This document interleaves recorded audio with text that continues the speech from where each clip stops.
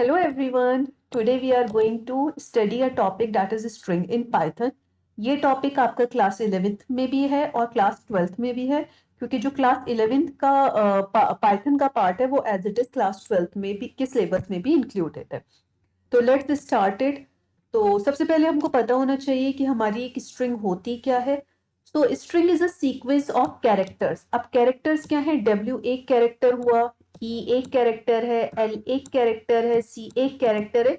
Means ये जो individual letter हैं इनको हम कैरेक्टर्स बोलते हैं। इन सबको हम मिला के एक साथ बोलेंगे ये क्या है? एक स्ट्रिंग है।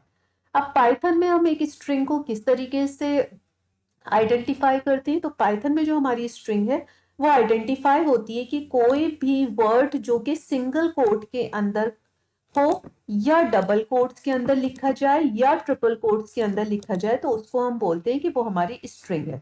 जैसे for example S equal to single quote welcome मैं लिखूंगी तो भी मेरी स्ट्रिंग ही है वो। डबल कोट्स में वेलकम लिखूंगी तो भी मेरी एक्सेप्टेबल होगी पाइथन में, और अगर मैं ट्रिपल कोट्स में लिखूंगी तो भी मेरी एक्सेप्टेबल है पाइथन में। तीनों ही केस में मैंने क्या किया, एक स्ट्रिंग को डिफाइन किया है जिसमें जो स्ट्रिंग है मेरी वो है वेलकम। अब यहाँ पे जो हमारा सेकेंड पॉइंट आता है, one of the most important point, that it is the immutable. ये कैसी है? मेरी इम्यूटेबल डेटा टाइप है। अब वर्ड इम्यूटेबल का मतलब क्या होता है? इम्यूटेबल का मतलब होता है कि ये जो पर्टिकुलर स्ट्रिंग है उसमें हम चेंजेस नहीं कर सकते। मीन्स एक बार आपने कोई स्ट्रिंग डिफाइन कर दी, आप उसमें चाहो कि मैं इस पर्टिकुलर लेटर को चेंज कर दूं तो वो अलाउ नहीं होगा। जैसे मैंने एक एग्जांपल लिया है कि मेरे पास एक स्ट्रिंग है वेलकम, और मैंने क्या चाहा है कि ये जो मेरा फर्स्ट लेटर मैंने सिंगल में लिखा हुआ है, सॉरी स्मॉल लेटर में लिखा हुआ है, स्मॉल केस में, उसको मैं कैपिटल में कर दूं। तो अगर मैं इस तरीके से कि जो एस का, सॉरी नॉट एस का 1, एस का 0, यानी कि जो फर्स्ट कैरेक्टर है इस स्ट्रिंग का, मैं चाहती हूँ कि वहां पे मैं W असाइन कर दूं, तो वो नहीं होगा। और वो क्या कहेगा? वो हमको एरर दे देगा और पाइथन कहेगा कि स्ट्रिंग्स जो है वो इम्यूटेबल डेटा टाइप्स हैं जिसमें आप चेंजेस नहीं कर सकते। तो देख लेते हैं हम इसको करके, जिससे कि हमारा प्रैक्टिकली ये चीज प्रूफ हो जाए कि फॉर एग्जाम्पल मेरे पास स्ट्रिंग है S और मैंने उसमें स्ट्रिंग डिफाइन कर दी है वेलकम। थिंक सो कि ये आपको क्लियर हो। जो साइज है, मैं इसका साइज चेंज कर सकती देती हूँ जिससे कि आपको थोड़ा क्लियरली दिखाई दे। थोड़ा और बड़ा कर देते हैं इसको। तो मैंने S equal to double quotes में मैंने वेलकम लिख दिया है। अब मैं क्या चाहती हूँ कि जो मेरा S स्ट्रिंग है उसका जो 0 कैरेक्टर है, मीन जो इंडेक्स वैल्यू 0 पर मेरा कैरेक्टर है, वहां पर क्या हो कि W असाइन हो जाए। ठीक है। अब मैं इसको रन करके देखती हूँ कि क्या ये मेरा रन होगा। तो पहले कह रहे सेव कर दूं, ठीक है सेव कर देते हैं। इसने क्या बोला कि एरर दे दिया, str object does not support item assignment. क्यों नहीं आइटम को असाइन कर रहे? इसलिए क्योंकि जो स्ट्रिंग होती है वो हमारी इम्यूटेबल डेटा टाइप होती है। ठीक है, उसमें हम चेंजेस नहीं कर सकते। अब हमारे पास जो नेक्स्ट टॉपिक आता है वो आता है traversal of a string. Word जो ट्रेवर्सल है उसका मतलब है कि जो मेरी स्ट्रिंग है उसके हर एक कैरेक्टर को एक्सेस करना। It means accessing an individual character of a string. तो वो हम किस तरीके से एक्सेस करते हैं? वो हम एक्सेस कर पाते हैं by using their index value. अब इंडेक्स वैल्यू हमको पता है कि इंडेक्सिंग हम दो तरीके से करते हैं। एक करते हैं हम फॉरवर्ड इंडेक्सिंग और दूसरी हम करते हैं बैकवर्ड इंडेक्सिंग। फॉरवर्ड इंडेक्सिंग हमारी 0 से स्टार्ट होती है और जो बैकवर्ड इंडेक्सिंग है वो -1 से स्टार्ट होती है। तो सबसे पहले मैं फॉरवर्ड इंडेक्सिंग कर लेती हूँ। 0, 1, 2, 3, 4, 5 एंड 6। ये क्या करा है मैंने ये जो मेरी स्ट्रिंग है वेलकम, उसके हर कैरेक्टर को एक इंडेक्स वैल्यू असाइन कर दिया। अब इसी की मैं जब बैकवर्ड इंडेक्सिंग करूंगी तो इंडेक्स वैल्यू होगी -1, then -2, then -3, then -4 -5 -6 and minus. ठीक है, अब हम देखते हैं कि हम किस तरीके से इस स्ट्रिंग के हर कैरेक्टर को एक्सेस कर पाएंगे। तो फॉर एग्जांपल मैं क्या चाहती हूँ कि सबसे पहला प्रोग्राम मेरा ये कि मेरा जो वेलकम है ना वो इस तरीके से डिस्प्ले हो, मीन्स मुझे उसके हर कैरेक्टर को इस तरीके से डिस्प्ले कराना है। ठीक है, दिस वन। तो इसके लिए हम प्रोग्राम करते हैं। तो सबसे पहले मैं पाइथन IDE में आ जाती हूँ। यहाँ पे हम देखेंगे कि मैंने ऑलरेडी एक स्ट्रिंग ले रखी है s इक्वल टू वेलकम के नाम से। और यहाँ पे मुझे क्या करूंगी, अब मैं हर कैरेक्टर को एक्सेस करने के लिए मुझे लूप लगाना होगा। तो मैं क्या चाहती हूँ कि सबसे पहले मेरा WI, फिर EI, फिर LI, फिर COME 1 बाय 1 आ जाए। तो for I in STR means कि सॉरी नॉट STR S, कि ये जो मेरी स्ट्रिंग है S, इसमें I में क्या होता जाएगा, I में हर एक ही कैरेक्टर मेरा आता जाएगा। और फिर हम क्या करेंगे, उस कैरेक्टर को हम प्रिंट करा देंगे। प्रिंट क्या कराएंगे, I, क्योंकि सबसे पहले मेरे पास I में आएगा W। फॉर लूप चला, सबसे पहले I में आया W, उसे हमने प्रिंट करा दिया। फिर हम ऊपर गए, E आया, फिर प्रिंट करा दिया। देन अगेन लूप चलेगा, L आएगा, C आएगा, O आएगा। अब हम इसको सेव कर लेते हैं। तो रन पे गए, यहाँ पे सेव को बोलेगा and see the output WELCOME। इसमें क्या हुआ कि मेरा वेलकम जो है वो हर एक कैरेक्टर जो है वो सेपरेट लाइन में आ गया। अब ये सेपरेट लाइन में क्यों आ रहा है, सेपरेट लाइन में इसलिए आ रहा है क्योंकि अगर हम यहाँ पर एंड का यूज नहीं करते हैं तो उस केस में क्या होता है हमारा कि ऑटोमेटिकली पाइथन जो है हर कैरेक्टर को न्यू लाइन में दिखा देता है।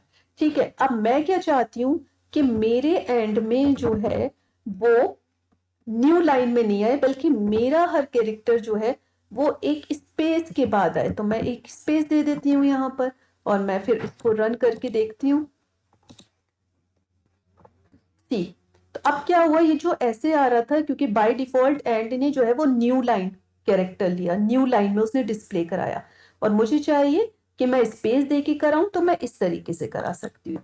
फॉर एग्जाम्पल मैं चाहती हूँ कि मेरा W लिख कर आए, उसके बाद मेरा @ लिख कर आए, फिर E लिख कर आए और फिर से @ लिख कर आए। तो मैं यहाँ पे एंड में जो है वो @ दे दूंगी। अब इसको रन करती हूँ, सेव करती हूँ।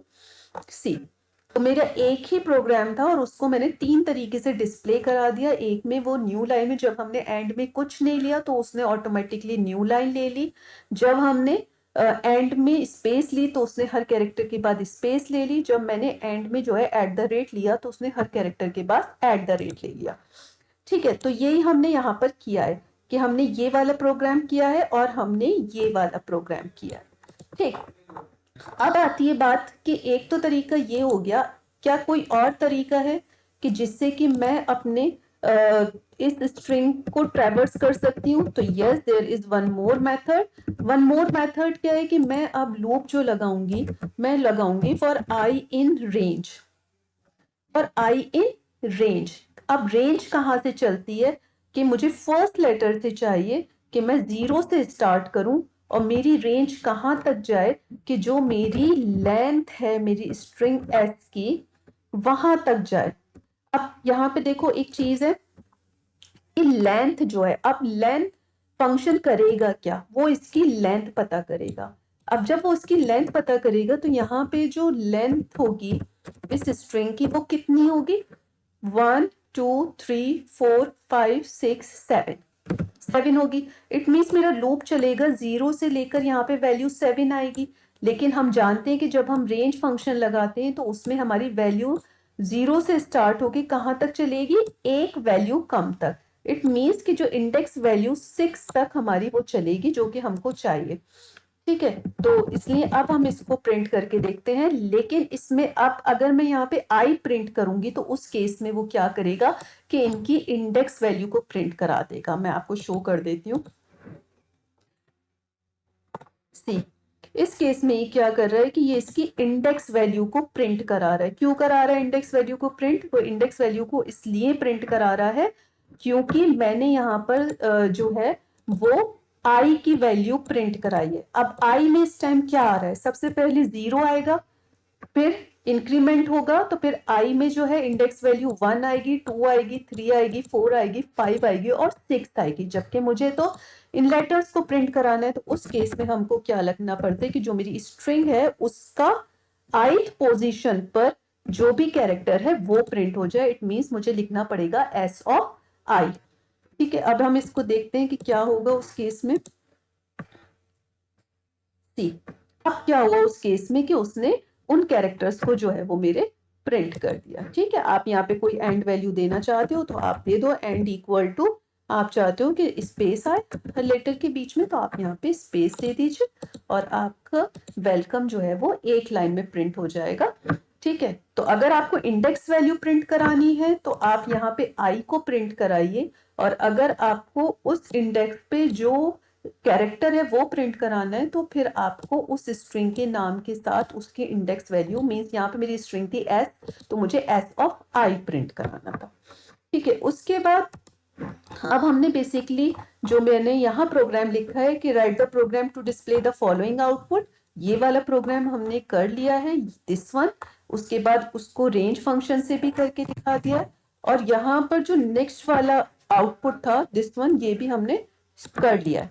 यहाँ पर थर्ड प्रोग्राम आता है कि write a program to reverse the given string, कि इस स्ट्रिंग को क्या करना है, हमको रिवर्स करना है।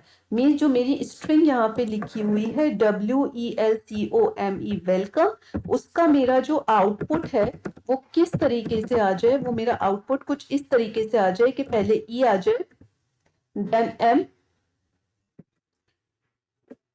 EM, then O, then C, sorry, then C, after that L, then E, then W।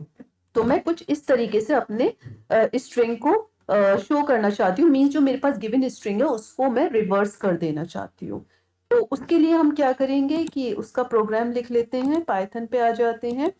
अब यहाँ पे मेरे पास स्ट्रिंग है वेलकम, और मैं इसको क्या करना चाहती हूँ, रिवर्स ऑर्डर में प्रिंट करना चाहती हूँ। तो सबसे पहले तो जब रिवर्स में हम प्रिंट करेंगे तो मुझे इस इंडेक्स वैल्यू पे आना है ना, तभी तो हम लेंगे, उल्टा चलेंगे तो हम, अब जब इस इंडेक्स वैल्यू पे आना है तो हमें पता था कि हमें जो लास्ट वैल्यू है वो क्या होगी कि लेंथ हम पता कर लें एस की। तो जो एस की लेंथ है हमने अभी काउंट की थी, कितनी होगी, 1 2 3 4 5 6 एंड 7 होगी। लेकिन मुझे 7 पे तो मेरे कोई कैरेक्टर है ही नहीं, इंडेक्स वैल्यू में काउंट करूंगी तो 0 1 2 3 4 5 और 6 मीन ई चाहिए मुझे, तो वो 6 पर है, तो जो भी मेरी लेंथ आए उससे मैं एक कम कर दूं, एक कम कर दूं, यानी 7 थी मेरी लेंथ, मैंने एक कम कर दिया तो मैं इंडेक्स वैल्यू 6 पर आ गई।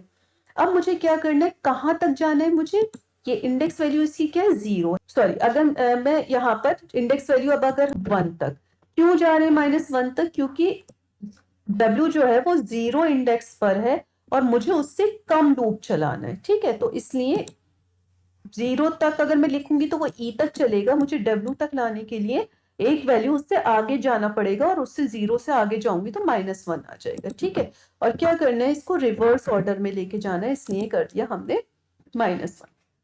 अब इसको रन करके देखते हैं कि क्या होता है। ये हमारा रिवर्स ऑर्डर में डिस्प्ले हो गया। अब यहाँ पे अभी क्योंकि मैंने एंड लगा रखा था इसलिए वो एक ही लाइन में आ रहा है, आप चाहो अलग अलग लाइन में तो आप इसको अलग अलग लाइन में लेके डिस्प्ले करा सकते हो। EMOCLEW, तो ये हमारा क्या हुआ कि हमारी स्ट्रिंग जो है वो रिवर्स हो गई है। अभी हमने यहाँ पे स्ट्रिंग को एक लूप के थ्रू रिवर्स कर के देखा। आगे जाएंगे तो हम एक स्ट्रिंग स्लाइसिंग का टॉपिक पढ़ेंगे जिसमें कि हम डायरेक्टली इतना सब कुछ नहीं करके हम सिंपली एक स्टेटमेंट लिखते हैं और हमारी स्ट्रिंग जो है उससे रिवर्स हो जाती है। सो आई होप सो कि this much is clear to everyone. Next video में हम डिफरेंट ऑपरेटर्स के बारे में पढ़ेंगे जो जो हम स्ट्रिंग के ऊपर यूज कर सकते हैं। So thank you for watching my video.